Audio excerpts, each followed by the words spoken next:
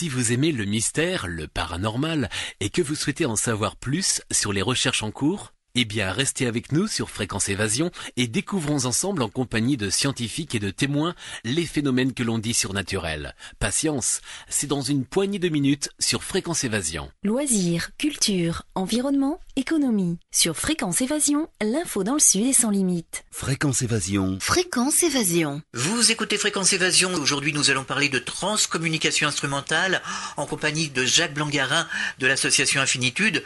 Nous allons faire le point sur la transcommunication. Jacques Blangarin, bonjour. Merci de participer à cette émission sur Fréquence Évasion. Oui, bonjour. Alors pour ceux qui n'ont pas l'habitude, que veut dire TCI ? TCI, c'est un sigle en fait qui signifie transcommunication instrumentale, TCI. Alors c'est un terme un petit peu barbare, effectivement. Ça veut dire que cela concerne la communication par des moyens technologiques avec le monde de l'au-delà. Quand on parle de communication, ça passe par quel moyen de communication justement ? Alors en TCI, finalement, si vous voulez, le terme TCI est un terme un peu général qui va englober un certain nombre de matériels. Tels que le magnétophone, le téléphone, l'ordinateur, le fax, enfin tout ce qu'on peut imaginer comme matériel d'enregistrement du son et de l'image. Et lorsque l'on parle de ce qui est le plus courant au point de vue communication, c'est par le magnétophone, et là on a tendance à dire plutôt EVP, c'est-à-dire c'est un terme c'est un anglicisme en fait, qui veut dire Electronic Voice Phenomenon. Et c'est à partir de ce premier moyen en fait de communication par magnétophone que s'est développé d'autres moyens, et on est arrivé au terme TCI qui englobe l'ensemble. Alors quelle est l'origine de la TCI ? Oui, bien écoutez, si on remonte un petit peu à l'origine, d'ailleurs il est très difficile de déterminer exactement quand cela a commencé, puisque on a quelques indications qui datent des années 1910, si je me souviens bien, mais c'est très diffus. Je crois qu'il faut attendre en fait les années 52, où là vraiment les premières voies technologiques ont été reçues, et alors de manière très curieuse au Vatican. Ensuite, il faut attendre quelques années de plus, c'est-à-dire en 1959, où là on a notre pionnier, je dirais, de la transcommunication par magnétophone, qui est Friedrich Jürgensen, qui lui a commencé donc à enregistrer des voix, et de manière, là je dirais, scientifique même, parce qu'il s'est entouré de personnes compétentes pour étudier ce phénomène. Alors justement, des voix qui sont censées être dans l'au-delà, comment peuvent-elles justement venir se fixer sur notre plan vibratoire à nous, sur le monde physique et plus spécifiquement sur des bandes magnétiques ? Vous voulez parler en fait du principe un peu ? Oui, c'est ça. Je crois que là il faut admettre un certain nombre de choses. On n'a pas actuellement, et dans le monde entier d'ailleurs, de certitude sur la manière exacte dont les voix s'enregistrent sur les bandes magnétiques.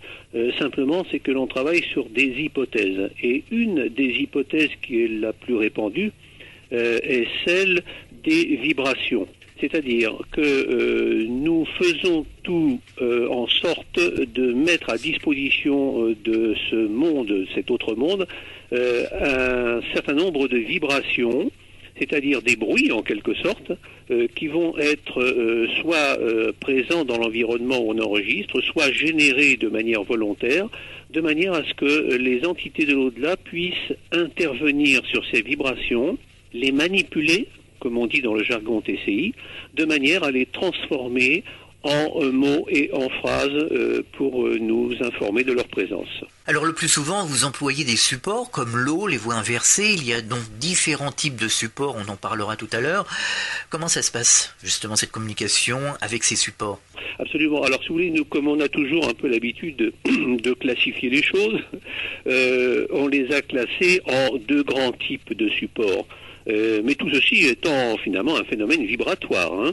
Le premier type, c'est ce que l'on a appelé, nous, les supports neutres, c'est-à-dire une quantité de bruit que l'on va utiliser ou générer dans lesquels il n'y a pas de parole humaine prononcée.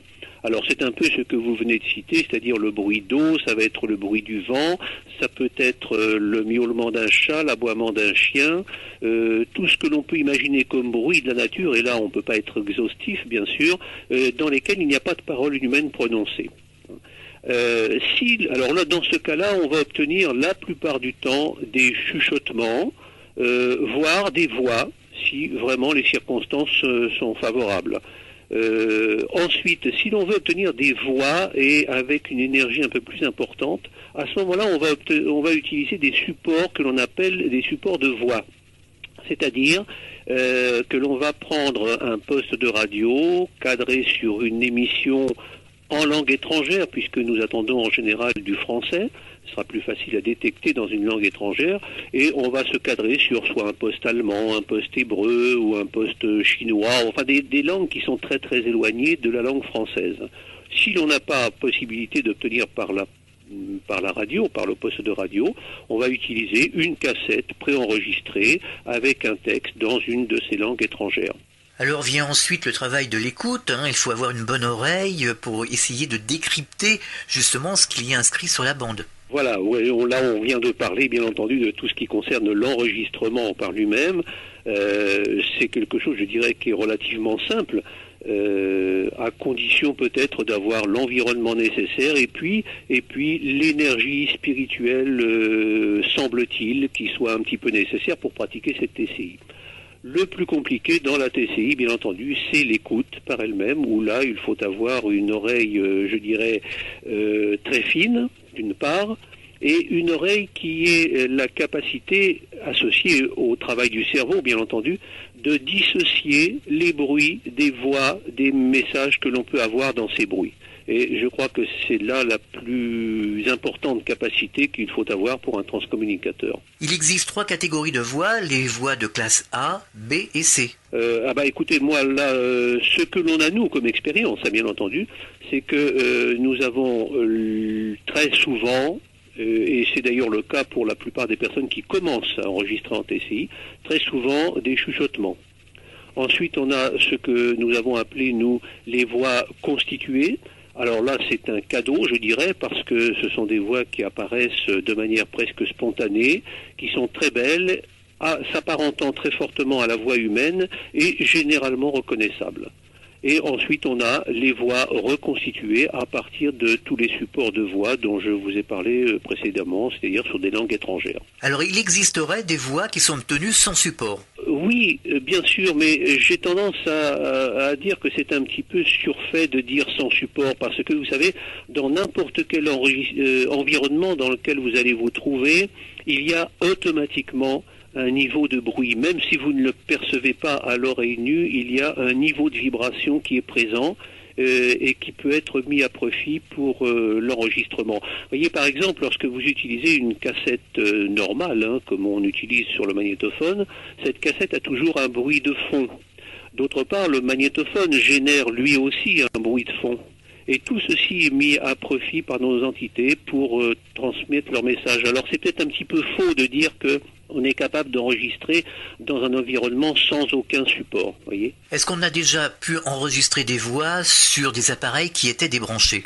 Alors je crois avoir entendu parler effectivement d'expériences de ce type, notamment en Allemagne.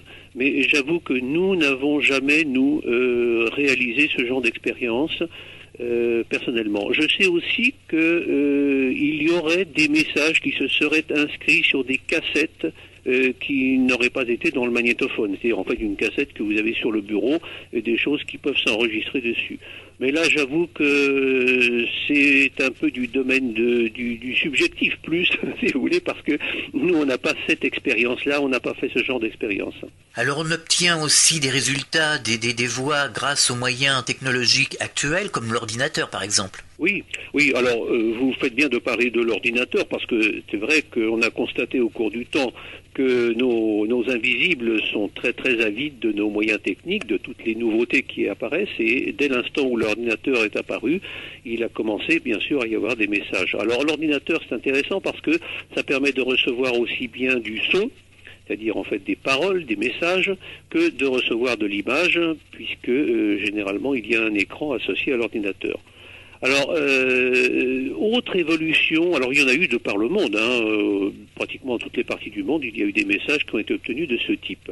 L'évolution qu'il y a en TCI, qui n'a pas beaucoup bougé quand même, il faut le dire franchement, depuis les années 50, l'évolution se fait par l'intermédiaire justement de l'ordinateur, puisque maintenant on est capable d'enregistrer directement sur l'ordinateur avec un microphone branché sur l'entrée de la carte son, et on obtient ainsi des messages. Alors on a fait nous-mêmes quelques essais, on obtient à peu près le même genre de message, si vous voulez, que sur magnétophone, hein. L'intérêt, c'est que ces messages sont directement enregistrés sur l'ordinateur sous forme de fichiers, et que l'on peut ensuite les améliorer avec un logiciel spécifique. Et je dois dire que là, on obtient des résultats assez importants. Alors aujourd'hui, est-ce que la science a tendance à se rapprocher de la transcommunication instrumentale, de la TCI? Est-ce qu'elle est plus ouverte? Je dirais que la science est encore très frileuse, hein, à ce niveau-là, tout au moins en France. Si je prends un petit peu ce qui se passe dans d'autres pays, puisque nous sommes en relation avec la plupart des chercheurs internationaux, il y a quand même une évolution de l'intérêt. Je peux vous citer deux choses, par exemple, qui me paraissent intéressantes. C'est que nous participons en tant qu'Infinitude, représentant pour la France, à un mouvement international d'études de la TCI. Et notamment, nous avons en ce moment un projet, qui est en cours d'ailleurs, qui consiste à travailler sur l'analyse des voix. Et les résultats qui en sortent sont assez prometteurs. L'étude est en cours, bien sûr, mais ils sont prometteurs dans la mesure où ils nous prouvent quand même bien que nous avons affaire, la plupart du temps, à des voix paranormales. Je dis la plupart du temps parce que ça n'est pas systématique. Si vous les analyses ne ressortent pas systématiquement pour toutes les voix obtenues les mêmes caractéristiques. Mais en principe, on détermine premièrement que dans une bonne partie des voix, il n'y a pas de fréquence fondamentale. Fréquence fondamentale étant ce que l'on détermine comme fréquence issue de nos cordes vocales. Donc ça veut dire que ces voix ne sont pas émises par un gosier humain. Pour autant, est-ce qu'on a un élément qui détermine que, puisque ça ne vient pas d'un gosier humain, ça ne vient pas de l'extérieur? Ça élimine en fait toute possibilité d'une part de fraude, c'est-à-dire en fait d'un humain qui aurait prononcé ces mots, puisqu'à ce moment-là, il y aurait les fréquences fondamentales de ces cordes vocales, alors qu'elles ne sont pas présentes dans la plupart des voix paranormales, et ça élimine aussi le fait d'un trucage quelconque ou d'une réception parasite, radio ou autre, ou hertzienne, hein. Donc là, on a bien un élément déterminant. Le deuxième élément qui est quand même assez important aussi, et qui à mon sens explique en grande partie la difficulté d'écoute des voix, c'est qu'il a été découvert que, en analysant plus finement les mots reçus, les voyelles ont un spectre fréquentiel qui correspond parfaitement au spectre des voyelles prononcées par un gosier humain. Qu'est-ce qu'un spectre fréquentiel ? Alors, c'est-à-dire, c'est en fait l'ensemble des fréquences qui vont composer la voyelle.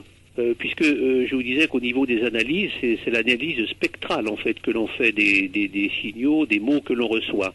Alors, cette analyse spectrale va donc permettre de déterminer l'ensemble des fréquences qui composent le mot et l'ensemble des fréquences, bien sûr, qui composent la voyelle ou la consonne. Et cet ensemble de fréquences pour la voyelle est identique à la voyelle prononcée par un gosier humain, alors qu'elle est totalement différente dans le cas des consonnes. C'est-à-dire que dans le jargon TCI, encore une fois, on dit que la consonne prononcée par une entité de l'au-delà est virtuelle. C'est-à-dire que les fréquences sont totalement différentes de celles prononcées par un gosier humain pour une consonne.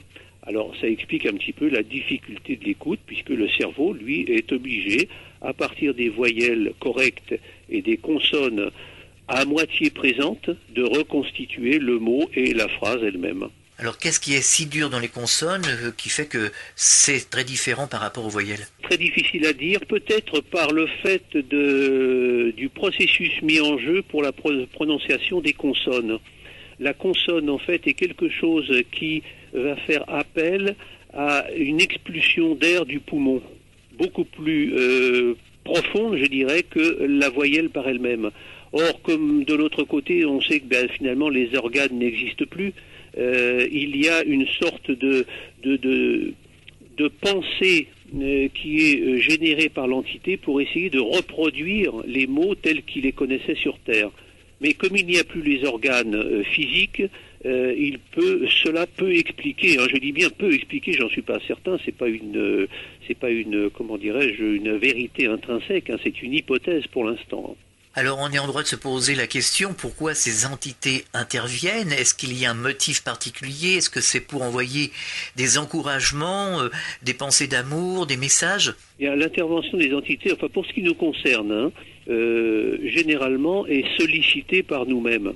Alors je dis sollicitée par nous-mêmes, je ne veux pas dire pour faire des contacts personnels, puisque nous on a notre conviction maintenant, on a arrêté depuis longtemps de faire des contacts personnels, mais on le fait avec nos adhérents. C'est-à-dire qu'on a des réunions régulières sur Paris ou sur la province avec une dizaine de personnes et chacun peut faire un appel en direction d'un être cher de l'au-delà. Alors donc c'est automatiquement dirigé, si vous voulez, c'est que la personne va appeler une personne bien déterminée de l'autre côté et va recevoir ou ne pas recevoir, ça dépendra des conditions, des messages. Il y a les messages, je dirais, spontanés. C'est un peu ce que je vous disais au début en parlant des voix constituées, c'est-à-dire les voix qui viennent de manière spontanée. On va mettre en route le magnétophone, faire un petit essai et puis on va se récupérer un message, mais on ne sait pas de qui cela vient à ce moment-là, c'est tout à fait ouvert. Vous voyez. C'est un petit peu les différents événements qui peuvent se produire dans la réception des messages. Alors on dit souvent que l'on peut avoir des entités du bas astral. Alors comment fait-on la différence ? Comment arrive-t-on à trier justement pour voir si ces messages viennent effectivement du bas astral ou des niveaux supérieurs ?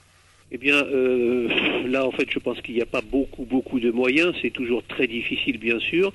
Il peut y avoir la réception de messages un peu pernicieux, auquel cas, là, on est à peu près sûr que ça vient d'un niveau qui n'est peut-être pas très éloigné de la Terre. Pour ce qui concerne les appels en cours de réunion avec les adhérents ou la personne qui va appeler seul un élément déterminant, c'est-à-dire quelque chose qui va lui rappeler le défunt, peut constituer une preuve de la communication avec la bonne personne. Sinon, on est toujours dans l'expectative de se demander un peu qui a pu envoyer ce message. Vous voyez, par exemple, nous avons, nous ici, reçu plusieurs messages sur répondeur téléphonique. Bon, on a donc le téléphone normal de l'association avec un répondeur numérique. Et il y a des gens donc qui, lorsque nous sommes absents, vont nous laisser un message. Et il apparaît de temps en temps que dans ce message prononcé par la personne qui a appelé, il y a des mots qui viennent s'interposer, des phrases qui viennent s'interposer, relativement compréhensibles généralement, mais on ne sait pas du tout qui a prononcé ces mots. Il nous est arrivé aussi, lorsque Monique, par exemple, mon épouse, refait une bande-annonce lorsque l'on doit s'absenter, qu'au cours de cette bande-annonce, il y ait des mots qui viennent s'interposer, et des phrases. Et là, c'est pareil, on ne sait pas qui a prononcé ces phrases. On sait qu'elles viennent d'ailleurs, puisque c'est pas prononcé par Monique, mais on n'a pas d'éléments qui puissent nous déterminer d'où cela vient et de qui cela vient surtout. Jacques Blingarin, on marque une pause sur Fréquence Évasion, on revient dans quelques instants. À tout de suite, nous parlons de transcommunication instrumentale avec l'association Infinitude.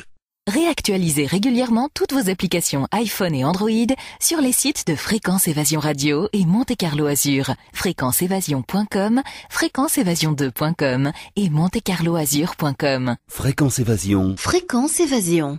Nous sommes de retour sur Fréquence Évasion, toujours en compagnie de Jacques Blingarin de l'association Infinitude. Nous parlons de transcommunication instrumentale. Alors, est-ce que parmi ces messages reçus sur magnétophone, on a une idée par rapport au contenu des messages de ce qui se passe après la mort? Oui, on a eu, bien sûr, et d'ailleurs on avait fait, dans les débuts, on avait fait 2 cassettes audio comme cela, avec ce genre de messages.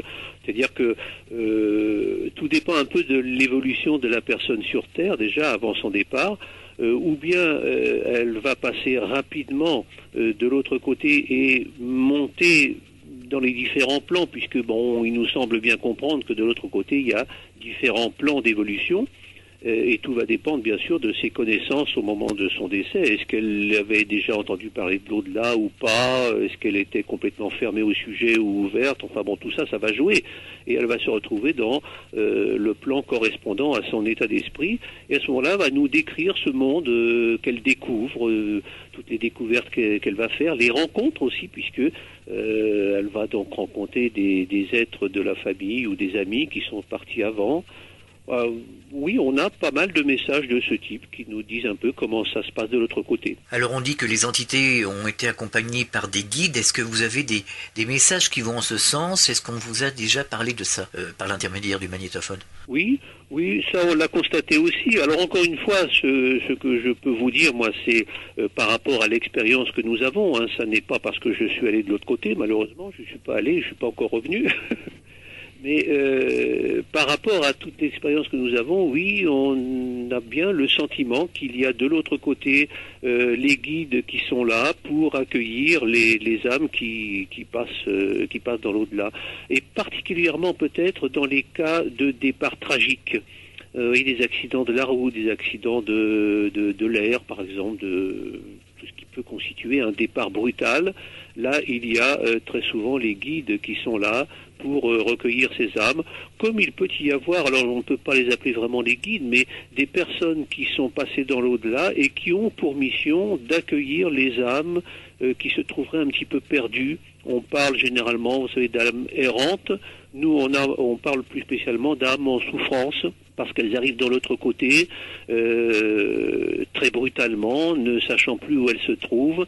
Ou ça peut être aussi le cas de personnes qui sur Terre n'ont plus de famille, des gens qui sont un peu ce qu'on appelle les déshérités, les sans-logis, qui vont passer de l'autre côté, plus personne ne pense à eux vraiment, et à ce moment-là, il y a tout un processus de guides et d'accompagnateurs qui vont être là pour les guider un petit peu dans ce nouveau monde. Alors certains transcommunicateurs disent qu'il faut un temps justement pour que l'entité puisse intervenir sur le magnétophone, envoyer des messages. Par exemple, on peut penser aux suicidés qui sont un petit peu désorientés. Est-ce que c'est le cas? Oui, le cas du suicide est un petit peu particulier. Je crois qu'avant tout, il faut peut-être dire une chose, quelque chose qui a été propagé par l'Église et qui l'est encore dans certains endroits. Le suicide n'est pas une damnation quand même. De l'autre côté, on n'a pas constaté, si vous voulez, que ce soit la damnation éternelle et puis le départ aux enfers. La seule chose qui semble se produire et que l'on a eu en tant que message sur cassette, c'est qu'ils sont extrêmement peinés de voir tout ce qu'ils ont laissé comme détresse sur Terre. Ils se rendent compte à ce moment-là de l'autre côté du geste qu'ils ont effectué et de toute la peine, tout le malheur qu'ils ont laissé dans la famille qu'ils ont quittée. Et c'est ça le grand regret, et c'est peut-être là justement, entre parenthèses, l'enfer qu'ils vont se faire eux-mêmes parce qu'ils sont dans un état de remords extrême. Alors on peut les aider bien entendu, et ça nous est déjà arrivé, les aider par des prières, par des pensées, par des formulations simplement, penser à eux et puis leur dire que les guides vont venir les aider, qu'ils regardent bien, qu'ils cherchent un peu la lumière et pour essayer d'évoluer de l'autre côté. Mais il n'y a pour le suicidé, je dirais pas de grande différence par rapport à une personne qui part de mort naturelle, dans la mesure où ils ont aussi la possibilité d'évoluer de l'autre côté. Parmi ces messages, est-ce qu'il y a des entités qui ont donné des informations justement sur le véritable sens de la vie? Comment faire justement pour gravir ces échelons, en quelque sorte, ces échelons spirituels? Oh, c'est assez... oui, on n'a pas de choses très très précises. Je pourrais presque vous donner un exemple d'une personne que nous avons appelée, un monsieur qui sur Terre était déjà très élevé spirituellement. Il faisait partie d'un certain groupement que l'on appelle les druides. Hein. Donc c'était des gens qui ont une élévation spirituelle, et il est décédé. Et nous l'avons appris assez rapidement, c'est-à-dire pratiquement le lendemain de son décès. Et on sait très bien, par expérience encore une fois, que dans les quelques jours qui suivent le décès, c'est-à-dire, enfin on ne sait pas trop dire, hein, mais dans les 2-3 jours éventuellement qui suivent le décès, on a de grandes facilités pour les contacter. Alors on a tout de suite essayé un contact envers cette personne, que l'on connaissait bien, c'était un ami, et on lui a demandé les questions un peu classiques, comment ça s'était passé, son arrivée de l'autre côté, est-ce qu'il était bien, est-ce qu'il était heureux. Et il répond une première fois, j'ai regagné ma maison. Et au déchiffrage, Monique avait bien compris, mais pas très très bien le terme maison, la fin en fait. Alors elle lui redemande s'il pouvait préciser ce qu'il avait regagné parce qu'on comprenait pas très bien. Et à ce moment-là, il a cette phrase magnifique qui nous donne le jardin d'Éden, c'est mieux. En fait, alors c'est intéressant parce que, d'une part, ça veut dire qu'il avait bien entendu la question qui était posée par rapport à l'interrogation de sa première réponse, donc il était bien présent là, et d'autre part, il nous donne cette indication sur le jardin d'Éden, entre parenthèses, le paradis. Ça veut donc dire que lui, manifestement, on en est persuadé, il est monté très vite dans les différents plans pour aller à son plan d'élévation spirituelle qu'il avait déjà sur Terre. Pour les amis des animaux, on nous a souvent posé la question suivante. Est-ce qu'on reçoit des messages des animaux, chiens, chats, oiseaux, animaux familiers? Bon, là, j'avoue que je suis un petit peu circonspect. Mais pourquoi? Parce que nous n'avons, jamais tenté ce genre d'expérience. Si vous voulez, j'ai tendance à penser, mais attention, ça n'engage que moi, que lorsque l'on s'adresse à un animal, c'est probablement une entité de l'autre côté qui va nous répondre pour l'animal. J'ai pas tendance à penser que ce soit l'animal qui parle, mais attention, je vous dis encore une fois, ça n'engage que moi. Les seules choses dont on est certain, c'est qu'effectivement, les animaux ont une âme, ça c'est clair. On a eu, nous, des messages à ce sujet-là, et notamment le fait que des personnes parties dans l'au-delà, enfin décédées, avaient de l'autre côté retrouvé leur animal préféré qui était décédé avant ou éventuellement après, qui les avait rejoints de l'autre côté. Ça c'est clair. Maintenant, quant à dire que l'animal peut parler de l'autre côté, j'avoue que je reste très très sceptique pour l'instant. Mais ça, encore une fois, ça n'engage que moi. En tout cas, il y a un message d'apaisement. Voilà, ça c'est certain. C'est que si on a un animal familier, il y a une symbiose, bien entendu, qui s'instaure déjà sur Terre avec l'animal. Il y a une sorte de communion. Et lorsque l'animal part de l'autre côté, cette communion peut rester et on peut effectivement, à mon avis, par l'intermédiaire de personnes qui les ont recueillis de l'autre côté, avoir des informations sur la vie posthume de cet animal, quoi. Par rapport au début de la transcommunication instrumentale, comment se développe actuellement la TCI ici en France? Alors, ce que l'on peut constater actuellement, j'ai pas l'impression, si vous voulez, qu'il y ait une grande évolution au niveau de la recherche en France. Peut-être essentiellement parce que le monde scientifique semble assez fermé face au phénomène. Je dirais assez fermé et même parfois très virulent dans les critiques. Ce qui n'est pas toujours le cas dans certains pays étrangers, notamment l'Italie, l'Allemagne, le Brésil, avec qui nous travaillons actuellement. En ce qui concerne l'évolution même de la pratique de la TCI, il y a effectivement une progression dans la mesure où on s'aperçoit qu'il y a un peu plus de gens qui s'intéressent à cette pratique et qui vont eux-mêmes tenter l'expérience. Ça, on le constate, nous, fortement au niveau de notre association, mais même un petit peu en dehors, puisque je vois là, actuellement, j'ai été contacté par un ingénieur du son qui serait désireux de commencer un peu l'analyse des voix que nous avons obtenues. Donc, je suis en relation avec lui. C'est quelque chose que l'on ne voyait peut-être pas trop il y a une dizaine ou une quinzaine d'années. Ça a fait son chemin, je dirais. Où ça reste très très pauvre, c'est au niveau de la recherche. Alors ça, c'est manifeste. Alors ce regain de la TCI, pour certains, est-ce que ça correspond à une prise de conscience? Par rapport à l'évolution spirituelle, oui, on a un peu le sentiment, mais ça n'est pas encore très très précis, qu'il y a un niveau spirituel qui se développe un petit peu. Et alors c'est vrai que nous on est un peu faussés, si vous voulez, parce que on raisonne par rapport à l'association. Alors, il est vrai que les gens qui viennent vers nous sont des gens qui font déjà une démarche. Cette démarche nous semble un petit peu plus importante actuellement.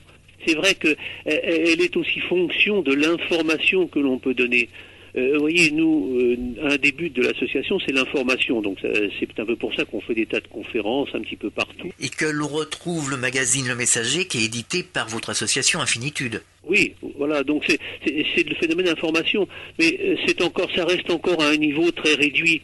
L'information est limitée à celle que nous pouvons donner nous, en tant qu'Infinitude, et à certaines personnes qui nous connaissent, qui vont en parler dans leur secteur. Et puis, on réunit un certain nombre de personnes. Ça veut donc bien dire qu'il y a effectivement une recherche de spiritualité, mais que l'information est beaucoup trop bridée. On le remarque d'ailleurs à la télévision, lorsqu'il y a une émission sur ces phénomènes, généralement, on termine sur un détracteur, on termine sur une position un peu négative sur que ce soit la TCI ou autre chose. Et on réduit tout cela au cerveau. On dit souvent, et si c'était le cerveau, et voilà. Oui, voilà. Donc autrement dit, je crois que tout est affaire d'information. Si l'information était diffusée de manière objective, bien entendu, il ne s'agit pas de prendre parti, mais de manière objective sur les phénomènes spirituels, il y aurait sûrement beaucoup plus un mouvement important de personnes intéressées par le sujet. Est-ce qu'on n'a pas l'impression que le monde catholique fait en sorte de brider un petit peu les choses ? Disons que le sentiment que nous avons, mais encore une fois c'est un peu notre analyse, c'est que oui, on a vraiment l'impression qu'il faut surtout brider et ne pas laisser trop les gens partir dans cette recherche spirituelle. Pourquoi? Je n'en sais trop rien en fait, hein, mais je crois que c'est vraiment la tendance que l'on constate. Il y a certainement un tas de phénomènes, de lobbies qui sont là derrière, qui font partie de cette société de consommation et qui finalement évitent aux gens de réfléchir, à mon avis. Bien sûr, il y a sûrement tout un tas de phénomènes, tout un tas de raisons qui amènent cela. On sait aussi par certaines sources que à la télévision, il a été demandé de parler de ne pas parler ou d'en parler vraiment très très peu de tous les phénomènes de voyance. Alors je sais bien que dans ces domaines-là, il y a du charlatanisme, il y a des gens qui profitent de la détresse humaine, c'est évident. Mais je ne pense pas que ce soit pour cela uniquement qu'il faille interdire justement ou brider ce genre de choses. Ça existe, je pense qu'il faut en parler objectivement, attirer à la prudence, et d'ailleurs c'est ce que nous faisons nous de manière très régulière dans toutes nos conférences et à chaque fois que nous en parlons, nous attirons à la prudence, d'une part vis-à-vis des risques qu'il y a à entrer en contact avec l'au-delà de manière non contrôlée et non protégée, et d'autre part par rapport à tous ces gens qui, avides d'argent, vont prendre ces domaines de recherche pour se faire de l'argent eux-mêmes. Donc il faut être très très prudent, je suis conscient, mais ça ne veut pas dire pour cela qu'il faut occulter le sujet. Vous écoutez Fréquence Évasion, marque une seconde pause. On se retrouve dans quelques instants pour la suite et la conclusion de cette émission sur la transcommunication instrumentale en compagnie de Jacques Blangarin de l'association Infinitude. À tout de suite. Chaque jour, sur Fréquence Évasion Radio, recherche, ovni, paranormal, faits de société, protection de l'environnement et les rendez-vous avec vos stars préférées dans Paroles de Stars. Fréquence Évasion, c'est également la voix des sudistes en Principauté de Monaco et dans le Grand Sud. Fréquence Évasion Radio, dites-nous tout. Dites-nous tout. Dites-nous tout. Fréquence Évasion. Fréquence Évasion. Nous sommes de retour sur Fréquence Évasion, toujours dans les dossiers parapsychologie. Nous parlons aujourd'hui de transcommunication instrumentale en compagnie de Jacques Blangarin de l'association Infinitude. C'est la dernière partie, la conclusion de cette émission. Alors Jacques Blangarin, on pourrait parler aussi de l'acceptation de la mort de l'autre. Vous en parlez souvent dans votre revue Le Messager. Est-ce qu'on pourrait en dire quelques mots ? Alors ça c'est un point extrêmement important. Bon, vous savez, vous ne savez pas, mais que je suis parti moi dans la transcommunication suite au décès de ma première épouse Annick. Et je crois que ce qui m'a... il y a deux choses qui m'ont peut-être un petit peu sauvé. D'une part, c'est la connaissance de la TCI que j'ai eue assez rapidement. Et d'autre part, le fait que j'ai accepté tout de suite. Et je dirais même sans me poser de questions particulières, me dire mais c'est pas normal, pourquoi on m'a fait ça à moi, pourquoi ceci. Je ne me suis pas posé ces questions, j'ai accepté d'emblée le départ. Et je crois que c'est ce qui m'a un petit peu aidé, enfin beaucoup aidé même d'ailleurs, dans ma recherche que j'ai faite ensuite. On le voit au niveau de l'association, et par rapport au nombre de personnes qu'on a reçues jusqu'à présent, je crois qu'on atteint maintenant les 5000 à peu près, beaucoup de personnes qui ont perdu un être cher, et particulièrement les enfants d'ailleurs, qui ont perdu un enfant, vont rejeter tout leur ressenti sur Dieu. Pourquoi Dieu m'a pris mon enfant? Pourquoi Dieu ceci? Pourquoi? Et ces gens-là vont traîner un certain temps avec ces pensées négatives en tête. D'abord, Dieu n'a rien fait, en fait. Il n'est pas responsable de la situation en général. C'est plutôt l'être humain qu'on est responsable dans beaucoup de cas. Et ça va leur polluer l'esprit. Ils vont rester dans un état qui ne leur permettra pas tout de suite de faire une évolution dans une recherche spirituelle. Et je crois que c'est ça. Il faut surtout avoir cette acceptation. Je sais que c'est pas facile, hein, ce sont des mots bien sûr, mais il faut faire un travail pour accepter le départ de l'autre, et à partir de là, on va être capable justement de renouer le contact de manière beaucoup plus intime, beaucoup plus spirituelle, et de continuer son chemin de recherche. Quelles ont été vos recherches spirituelles personnelles qui vous ont conduit justement à créer cette association Infinitude? Vous voulez dire les circonstances? Oui, c'est ça, les circonstances même. Mon parcours personnel, en fait, est assez classique dans le cas où on perd un être cher. D'une part, on se trouve déjà dans une espèce de no man's land où on est un petit peu perdu parce que il y a une partie de nous-mêmes qui est partie, bien sûr. Et tout dépend un petit peu, là, à ce moment-là, de la réaction qu'on va avoir. Moi, je vous l'ai dit, j'ai accepté tout de suite, donc je suis parti tout de suite dans un chemin de recherche, de lecture d'une part, en premier lieu, qui tout de suite m'ont fait connaître Monique Simonet, que beaucoup doivent connaître puisqu'elle a écrit plusieurs ouvrages sur le sujet. Monique Simonet, j'ai eu la chance de rencontrer très rapidement, d'avoir des premiers messages d'Annick par son intermédiaire, d'en avoir ensuite par moi-même puisque j'ai pratiqué ensuite tout seul la TCI. Ensuite, j'ai participé à des groupes de recherche à l'Institut Métapsychique à Paris, qui m'a permis de conforter en fait cette certitude de la vie après la vie. Et puis, par la connaissance de Monique Simonet, on a été amené à créer l'association Infinitude, puisque entre-temps, j'avais rencontré Monique, mon épouse actuelle, avec qui j'ai travaillé pendant deux ans et demi à l'Institut Métapsychique à Paris. C'est vous qui avez eu l'idée d'appeler justement cette association Infinitude? C'est très curieux si vous voulez, parce que il fallait vraiment qu'il vienne à la surface ce nom d'Infinitude. Le premier nom que nous avions choisi tout à fait au début, c'est-à-dire en 91-92, c'était Transcom France. Alors c'est vrai que c'était pas très joli, mais on n'avait pas d'autres mots à l'époque. Et puis curieusement, il s'avère que ce Transcom France était déjà utilisé par une entreprise industrielle, et que la personne qui a appris cela voulait nous intenter un procès très rapidement. D'ailleurs, on n'a pas très bien compris. Bon, aussitôt on a changé de nom, et c'est Monique Simonet qui a eu l'idée de dire on pourrait l'appeler Infinitude, et c'est comme ça que le terme est né, vous voyez, très, très curieusement. Quelles sont les actions et les buts, les objectifs de l'association aujourd'hui? En fait, Infinitude se situe en tant que association d'aide aux personnes en deuil. C'est vraiment le premier objectif que nous avons, c'est le principal, et c'est celui dans lequel nous mettons toutes nos forces, toutes nos actions. En deuxième lieu, nous participons à la recherche sur la TCI. Et actuellement, nous sommes partie prenante, je crois que je vous l'ai dit un petit peu au début, dans un mouvement international où, avec l'Italie, le Brésil et la France que nous représentons, nous participons à un projet d'analyse des voix. Comment se font les échanges entre les pays et quels seront justement le résultat de ce travail en commun? Les échanges sont relativement simples. Malheureusement, ils se font en anglais, et mon anglais n'est pas toujours très très bon, mais enfin on arrive quand même à se débrouiller. Et ils se font essentiellement par Internet, qui est, bien entendu, un moyen extraordinaire de communication avec les autres pays du monde, et très très rapide, bien sûr.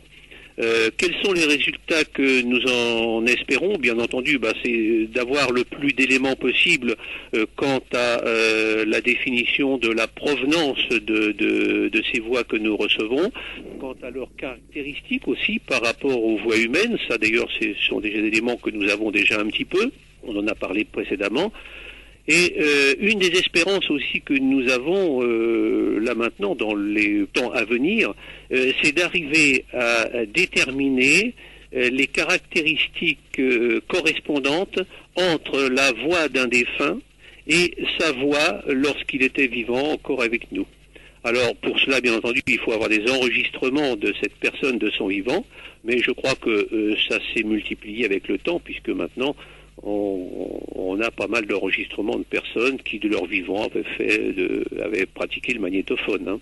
Donc voilà un petit peu l'évolution que l'on attend.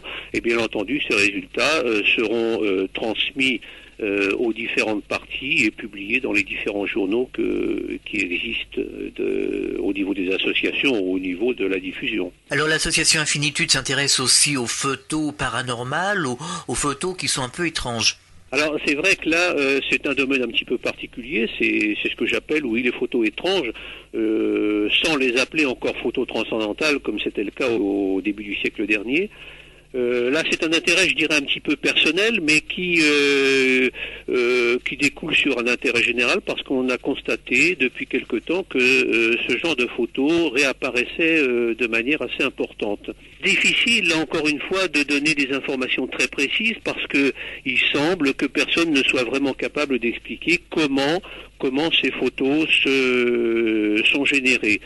Alors les photos que nous vous avons fait parvenir justement ont été prises à Noël, c'était donc le 24 décembre, le soir du réveillon, et que c'est quand même un moment particulier comme un anniversaire par exemple. Oui, je crois que l'élément, les éléments à prendre en compte dans le cas d'obtention de photos comme ceci sont surtout la date à laquelle elles ont été prises. Est-ce que ça correspond à un événement particulier? Est-ce que ça correspond à un anniversaire, l'anniversaire de départ d'une personne, l'anniversaire de cette personne qui est passée de l'autre côté? Est-ce que ça correspond à un jour particulier?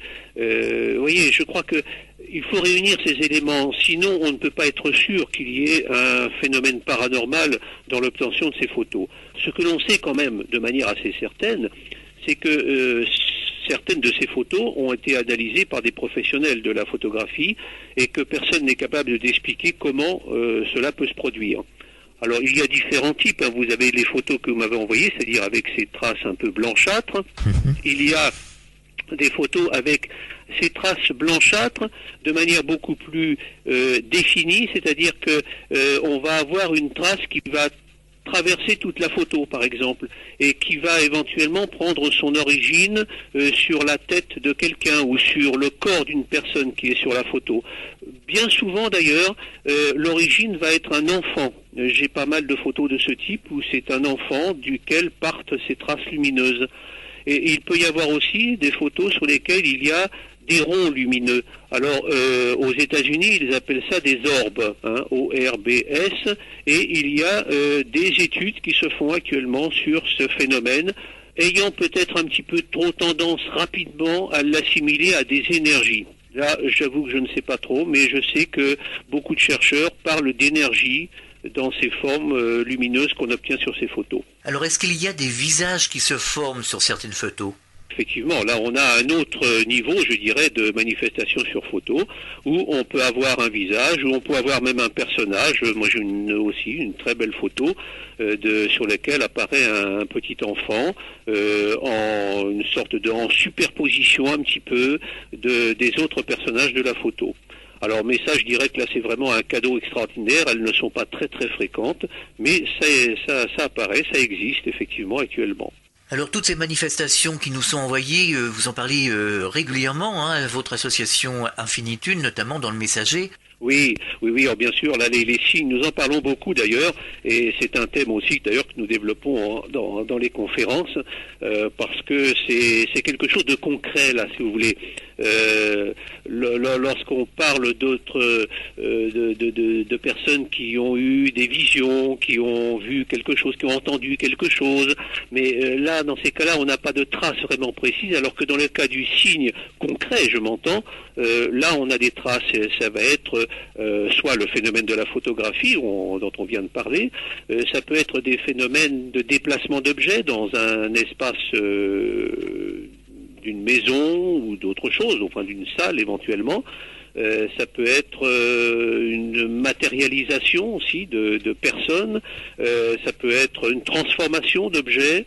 Et là, c'est très intéressant parce qu'on peut non pas prouver, encore une fois, on n'a pas tous les éléments pour prouver la chose, mais on peut au moins la démontrer et la faire voir à d'autres personnes. Alors revenons sur le messager que vous donnez à chacun de vos adhérents. Alors qu'est-ce que l'on peut trouver à chaque parution du messager? Vous parlez de quel sujet concernant la transcommunication et ses manifestations? Je dirais qu'il va est un petit peu diversifié, mais malgré tout, il va rester quand même très centré sur des domaines un petit peu connexes à la TCI, c'est-à-dire connexes à la communication avec d'autres plans de vie, et notamment l'au-delà, puisque c'est ce qui nous intéresse actuellement.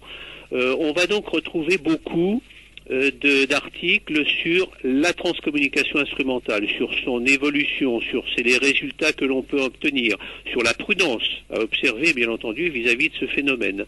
Et puis, il y aura une grande partie qui va être réservée à tout ce que l'on peut appeler témoignages, c'est-à-dire les adhérents qui vont nous écrire, nous décrire un peu ce qu'ils ont vécu, les signes qu'ils ont pu recevoir. Et il n'y a pas très longtemps, on avait lancé une grande enquête au niveau de l'association sur les signes qui pouvaient être reçus par les adhérents. Je dois dire que là, on a reçu une quantité assez industrielle de réponses qui nous permettent justement de retranscrire un peu cela dans le messager, de manière à ce que chacun puisse s'apercevoir que s'il a vécu lui-même quelque chose et qu'il n'ose pas en parler, eh bien, il n'est pas forcément le seul à l'avoir vécu cela, et puis il y en a d'autres qui ont vécu la même chose, qui ont eu les mêmes signes. Donc ça a pu lui permettre justement de se libérer un peu avec ce qu'il a vécu et d'en parler autour de lui.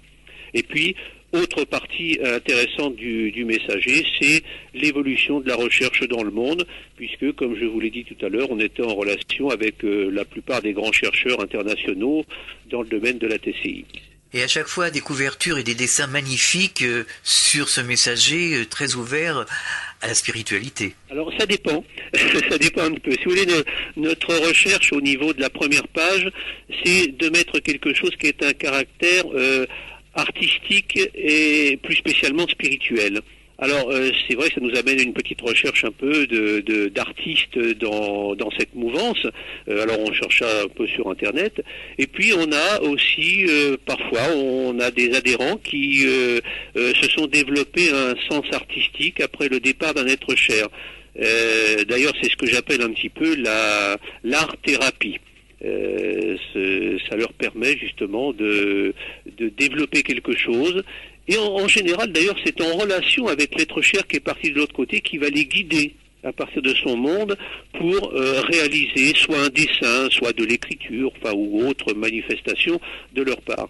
Et je crois d'ailleurs dans le prochain messager qui va sortir au mois de juillet, la page de couverture sera une peinture réalisée par une adhérente en relation avec son fils qui est dans l'au-delà.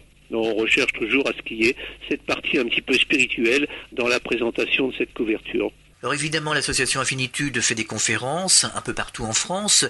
Est-ce qu'il y a des conférences prévues ici dans nos régions, dans notre Grand Sud, Midi-Pyrénées, Languedoc-Roussillon et Provence-Alpes-Côte d'Azur? Oui, alors ces conférences-là sont assez diversifiées, si vous voulez. Elles sont soit organisées par nous-mêmes dans le cadre d'un Tour de France de la TCI, mais qui va se continuer et se transformer un petit peu dans la mesure où nous allons avoir un petit peu moins d'intervenants, toujours autant de sujets à développer, mais un petit peu moins d'intervenants, parce que c'est vrai que c'est pas toujours très facile à organiser avec beaucoup d'intervenants. Il y a des défections de dernière minute qui posent des problèmes.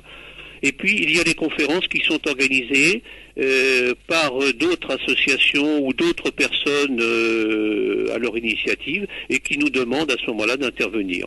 Donc vous voyez, c'est un peu diversifié. L'autre grande réunion que nous avons, alors organisée par Infinitude, qui là se place sur un plan un peu, je dirais, une recherche un peu plus spirituelle, si vous voulez, un lieu un peu plus spirituel.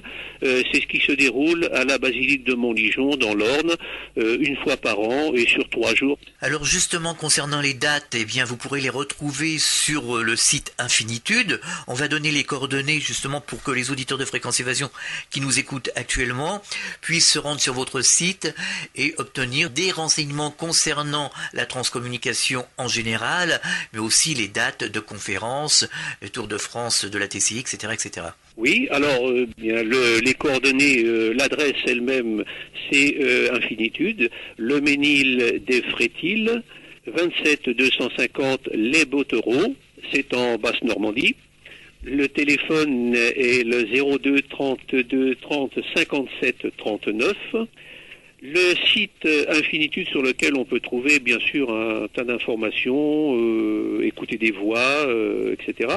C'est http://www.infinitude.asso.fr. Alors pour terminer, nous allons mettre en garde les auditeurs de Fréquence Évasion qui souhaiteraient se lancer dans la TCI. On ne fait pas de la TCI comme on fait un Scrabble. Mais vous savez, je crois que ça c'est propre à toute communication avec l'au-delà. Il faut y aller avec prudence et protection.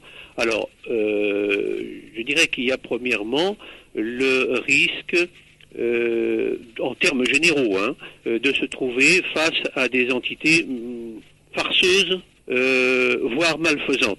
Et là, ça peut être assez déstabilisant, mais je crois qu'il faut le prendre avec sérénité et arrêter tout de suite toute communication, se protéger par la prière. Alors quand je parle de la prière, ça n'est pas forcément des mots répétitifs et une prière d'une religion particulière, mais c'est la prière du cœur, simplement s'en remettre à son guide, à son ange gardien pour la protection. Le deuxième risque qu'il y a, et là il est beaucoup plus inhérent à la TCI, c'est de devenir une sorte de dépendant du magnétophone. Je crois qu'il faut bien voir le phénomène. Imaginez, on va prendre une maman qui a perdu son enfant et qui découvre la TCI, qui va tenter un contact et qui va obtenir une réponse, un message de son fils ou de sa fille parti de l'autre côté. C'est un choc extraordinaire. C'est quelque chose qui va éventuellement rendre la personne dépendante de son magnétophone parce qu'elle va vouloir entendre et réentendre sans arrêt son fils ou sa fille. Alors il faut être très très prudent à ce niveau-là. Je crois que la TCI nous est donnée pour nous prouver la survivance, pour nous prouver que la vie continue après la vie terrestre, mais en aucun cas pour y rester accroché et rester sur ce palier. C'est probablement une sorte de marche qui nous est donnée pour pouvoir nous élever un peu plus spirituellement. Alors il faut faire très attention à cela. Et puis enfin, il y a le risque d'interprétation des messages. Vous savez, les messages que l'on reçoit, d'origine, sont en général relativement faibles. Je vous parlais au début de chuchotement. Ça peut être du chuchotement relativement bien prononcé, mais ça peut être aussi du chuchotement qui est à la limite de l'audible, c'est-à-dire des murmures. Et pour le déchiffrer, il faut une très très bonne oreille et on peut éventuellement faire des erreurs d'interprétation. Alors il ne faut surtout pas prendre toujours au pied de la lettre des messages que l'on aurait demandé pour diriger sa vie, ce qui d'ailleurs en fait n'est pas le cas de la TCI, mais on a beaucoup de personnes qui pensent que c'est cela et qui vont poser des questions matérielles. Et là, il faut être extrêmement prudent, encore plus d'ailleurs si on utilise des supports de langue étrangère, parce que là, on peut faire de l'interprétation très facilement. Donc vous voyez, être très très prudent dans l'ensemble, ne pas avoir peur, y aller avec sérénité, confiance, mais être très prudent. Alors Jacques Blangarin, est-ce qu'il y aura un message que vous souhaiteriez délivrer aux auditeurs de Fréquence Évasion pour terminer ? Oh, écoutez, ce que je pourrais dire de particulier, c'est que la TCI, c'est quelque chose de merveilleux, qui ne peut que ramener l'espoir dans le cœur de ceux qui sont en peine d'un deuil d'un proche, qui prouve que la vie continue après la vie. Et je pense réellement que c'est de cette pratique, de cette transcommunication instrumentale que devrait découler un jour la preuve formelle que la vie continue après la vie. Eh bien, Jacques Blangarin, merci, à très bientôt, au revoir. Je vous en prie, au revoir, merci beaucoup à vous. Je vous redonne le numéro de téléphone de l'association Infinitude, c'est le 02 32 30 57 39, 02 32 30 57 39. Fréquence Évasion.